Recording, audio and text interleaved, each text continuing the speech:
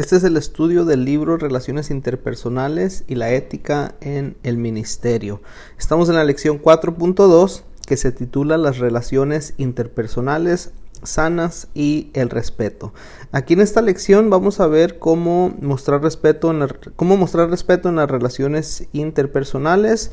El primer punto después de la introducción que tenemos aquí es entendiéndose a sí mismo y a los demás. Vamos a estar tocando algunos puntos de importancia, hablando acerca de la importancia también de respetar la cultura. Así que pasaremos tiempo hablando de la cultura. Y el último punto que tenemos aquí en la lección nos habla acerca de los límites personales. Y vamos a desarrollar dos estrategias para respetar los límites personales. Así que vamos a dar comienzo a esta lección 4.2, las relaciones interpersonales sanas y el respeto. La relación entre Dios y su pueblo no es como la relación entre adversarios, más bien es como la relación de un padre y sus hijos. Entonces, una pregunta que resalta aquí es ¿por qué todas estas reglas que tenemos que seguir? Pues esas reglas están ahí para nuestra protección. El Antiguo Testamento está lleno de historias que enseñan cómo los falsos profetas se entrometían, presentándose como intermediarios. Ellos engañaban la confianza del pueblo y se apropiaban de la autoridad de Dios. Jeremías 28 nos cuenta la historia de un falso profeta bajo el nombre de Ananías.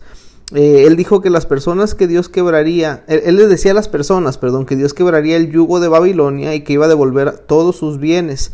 Esta falsa palabra atrajo a las personas hacia el liderazgo de este profeta, pero su profecía no era verdad.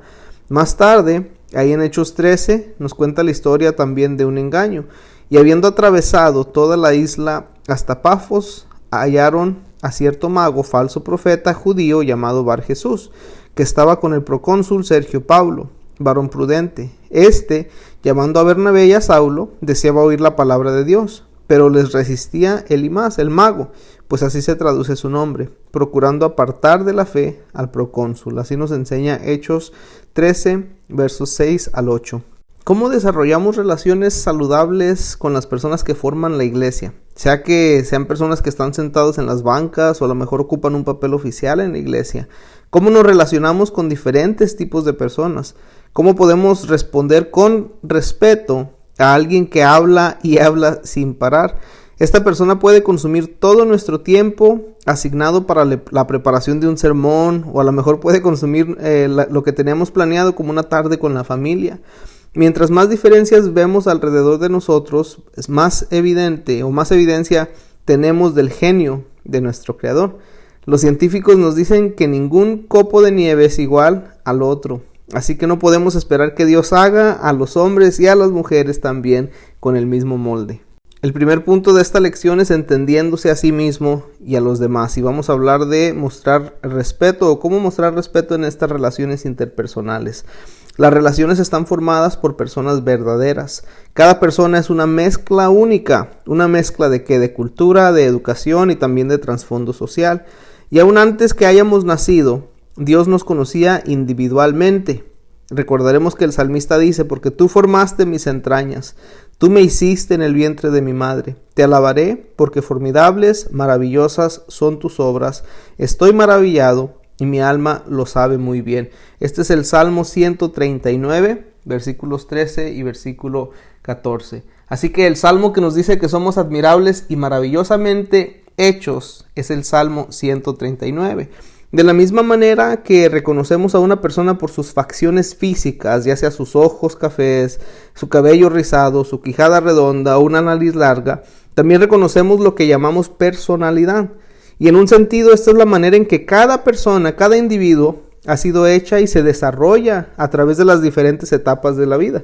Para los líderes de las iglesias y los pastores, el valor de comprender las diferentes personalidades y los diferentes temperamentos de las personas puede mejorar grandemente las relaciones y también la calidad del cuidado que un pastor puede proveer.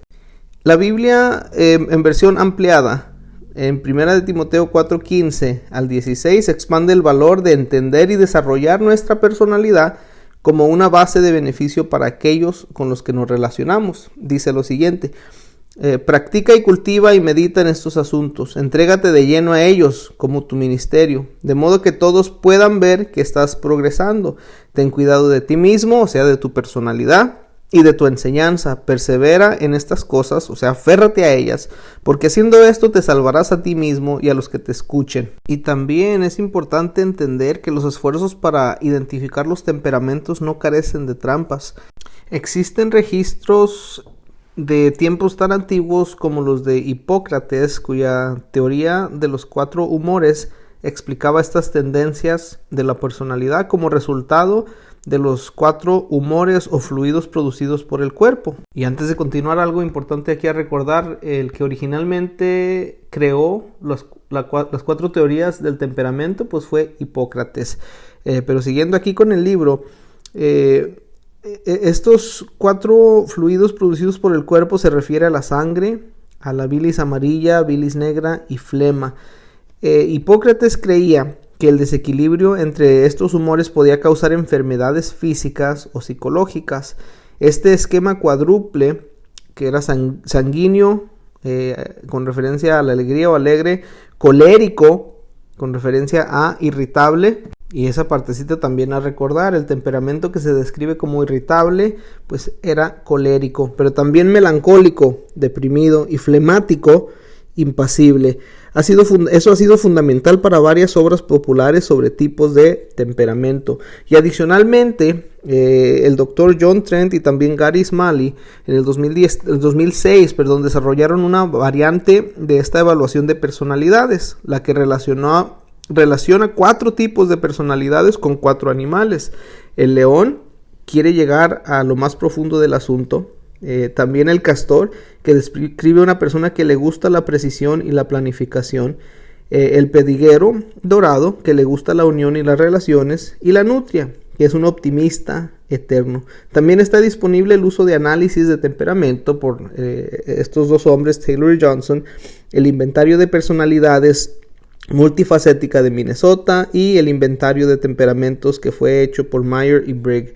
Y es obvio que 2 personas pueden verse en las mismas circunstancias, pero con diferentes puntos de vista. Por lo tanto, un pastor debe desarrollar con respeto saludable por las diferencias de opinión, de manera que puede transformar esas diferencias en sólidas relaciones personales que sirvan mejor a la familia de Dios. Lo que tienen en común las muchas tentativas que han descrito las personalidades humanas es el esfuerzo por entender nuestras diferencias, de modo que podamos ser más eficaces. No obstante, estos son esfuerzos humanos para explicar lo que es un misterio espiritual. No podemos hacer un examen médico y examinar la ubicación de la personalidad de un individuo. No podemos poner a una persona en una categoría y luego hacer todas nuestras decisiones basados en esa clasificación o etiqueta. Tenemos que preguntarnos si es tan sencillo como eso. ¿Puede un par de seres humanos creados circundar el ilimitado poder creativo de Dios? ¿Pudiera haber etiquetas capaces de invalidar el poder transformador del Espíritu Santo en nuestras vidas? ¿Estaremos atrapados en una caja para siempre sin esperanza de cambio? Gálatas 5:22 al 23 nos asegura que el fruto del Espíritu Santo madurará en nosotros. Y dice: mas el fruto del Espíritu es amor, gozo, paz, paciencia, benignidad, bondad, fe, mansedumbre, templanza. Contra tales cosas no hay ley. Y estas características se han hecho parte de la manera en que vivimos e interactuamos con otros. Ellas serán percibidas como nuestra personalidad. En consecuencia, es mucho más seguro reconocer que estos modelos son solamente herramientas. Así como todas las herramientas, es prudente estudiar, practicar y llegar a ser un experto antes de usarlos. Cuando un cincel está en las manos de un artista, el resultado pues es una obra de arte que puede comunicar donde las palabras faltan. Pero el mismo cincel en las manos de un novato puede causar daños irreparables. Según Errol Krebs, los rasgos descritos por estos inventarios pueden tener un efecto poderoso, sobre todo, ya que su formato confiere una sensación científica al producto. En una sociedad donde dotado significa mejor que tú, los líderes tienen que preparar a otros para tratar sus logros como fundamento de crecimiento y no como piedras de molino alrededor de su cuello. De otro modo, un resultado rápidamente se volverá una etiqueta inapropiada. Alguien que en las pruebas muestra tener una personalidad dócil, por ejemplo, puede ser disuadido de aspiraciones al liderazgo. Sin embargo, si miramos más allá de la etiqueta, esa persona de espíritu dócil puede ofrecer exactamente la clase de liderazgo de siervo que requiere un ministerio específico. Explique a su personal que los resultados de estos ensayos de dones son para catalizar el crecimiento espiritual. Representan el potencial que puede ser explorado, la promesa de participación futura y provechosa del ministerio. El otro punto de la lección nos habla acerca de la cultura, donde tratamos de explicar la importancia de respetar la cultura. ¿Qué es la cultura? La cultura se define de la siguiente manera: es la acumulación de hábitos, de actitudes y creencias de un grupo de personas que se definen por su comportamiento general y estilo de vida, el conjunto total de las actividades aprendidas de las personas. Otra definición de cultura nos da una visión más amplia: los valores compartidos de tradiciones, de normas, costumbres, artes, historia, instituciones y experiencias de un grupo de personas. El grupo puede identificarse por la raza, la edad, la etnia, el idioma, el origen nacional, su religión u otras categorías o grupos sociales. A menudo el valor de una cultura puede percibirse como un rasgo de la personalidad. Solo el hecho de tener el mismo idioma y vivir en una posición geográfica particular no nos hace culturalmente los mismos. Ese conocimiento nos ayuda a desarrollar una mayor conciencia y a respetar las diferencias culturales o las diferentes culturas. Algunas culturas dentro de los grupos más grandes de personas se basan en conductas. Por ejemplo, hay una cultura reconocida como la cultura de las drogas, que trae a la mente las necesidades especiales de personas con vidas controladas por la dependencia. Pero hay otras subculturas dentro de nuestras iglesias que también requieren sensibilidad. Considere al miembro de la junta de 70 años de edad y que ha sido miembro de la iglesia desde su fundación. Él ha invertido literalmente sus propios músculos, así como sus ganancias en esta iglesia. El lenguaje descomedido que no reconoce los valores de este constructor puede paralizar y hasta iniciar un conflicto en una reunión de negocios de la iglesia. El ministro prudente debe ser cuidadoso y debe aprender a comunicarse transculturalmente. Un ingrediente para respetar la cultura de otros es estudiar esa cultura. Esto es algo que usualmente se relega a los misioneros, Considere cómo implementar esto en su vida diaria del ministerio.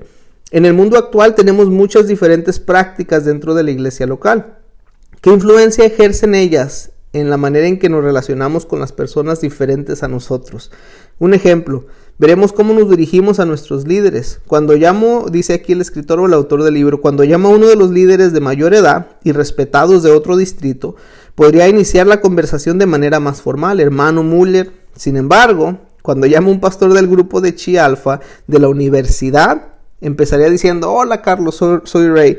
Viendo estas diferencias, ¿es una manera de trato mejor o más espiritual que la otra? No, cada una tiene un valor dentro del contexto de la cultura. Ahora, si Carlos me llama Ray y el hermano Müller me llama hermano Rachel, ¿eso no es algo indebido? ¿Es hipocresía? El concepto de valorizar e implementar el respeto cultural está ejemplificado por el apóstol Pablo. Me he hecho débil a los débiles para ganar a los débiles. A todos me he hecho de todo para que todos, de todos modos, salve a alguno. Así dice 1 Corintios 9:22. Eso es con referente a la cultura. El último punto de la lección nos habla de los límites personales. Vamos a ver 2 estrategias para respetar los límites personales. Los límites personales son una consecuencia natural de las diferencias. El concepto de que los individuos pertenezcan al todo es un orden maravilloso que se ve una y otra vez en la creación de Dios. La criatura más pequeña está compuesta de células individuales. Si las membranas de la célula, o sea los límites, son destruidas, las células llegan a ser vulnerables a las bacterias que las invaden y las van a destruir. ¿Cómo afecta este concepto las relaciones saludables en un contexto de diferencias? Obviamente, las células individuales pertenecen al cuerpo y se llevan a cabo las funciones de las cuales depende el cuerpo entero. Asimismo, una célula individual depende del resto del cuerpo. Si se le quita del cuerpo, va a morir. No puede sostener vida por sí misma. Los límites son parte de lo que somos en el cuerpo de Cristo. Proveen protección en 2 sentidos. Cuando reconozco mis limitaciones, refreno mi inclinación natural de interferir en las responsabilidades de otro individuo. Esto es saludable. Lo contrario es también importante. Reconocer mis límites me da poder para resistir atentados de invasión. Integrar en nuestro ministerio el lenguaje de los límites nos ayuda a desarrollar relaciones saludables. Queremos desarrollar creyentes maduros, eficaces en el cuerpo de Cristo. El lenguaje de los límites es acerca de limitaciones, pero no de restricciones. Es acerca de honestidad. El lenguaje de los límites no es simplemente decir que no, como una reacción a las demandas de nuestro tiempo. Debe ser parte de nuestra madurez personal. Sin límites, su tiempo se evaporará y se va a dar cuenta que su tiempo de oración, su tiempo de estudio de la palabra se han perdido.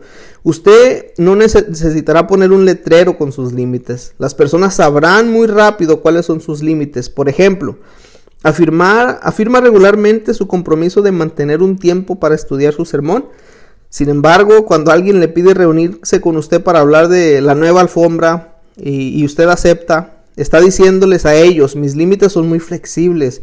Pero cuando usted dice, tengo fijadas alrededor de 3 horas esta mañana para preparar el sermón, ¿sería posible reunirnos esta tarde o quizás el jueves? Ahí usted está indicando que sus límites son disciplinas que ya están establecidas. Los límites son el resultado del respeto, de la madurez y de una vida alineada con las Escrituras. Note cómo la conversación previa valida la importancia de la palabra, pero no desecha al hermano de la iglesia. Modela un respeto saludable en las relaciones y el hermano de la iglesia empieza el proceso de aprendizaje de esos mismos principios. Él o ella aún puede empezar llamadas telefónicas con un lenguaje respetuoso similar, así como ¿es este un buen tiempo para usted? A veces como ministros podemos sentir que nuestras llamadas telefónicas son una prioridad. Así que modelamos un estilo de comunicación energética, no saludable y posiblemente invasora, que afecta negativamente las relaciones dentro de la iglesia. Cuando estamos bajo presión por un tiempo, debemos practicar la disciplina para mantener el respeto en nuestra relación con las personas que están a nuestro cuidado. Un estilo de comunicación saludable que evoca respeto por los límites cuando llamamos a los que servimos consiste en ofrecerles opciones.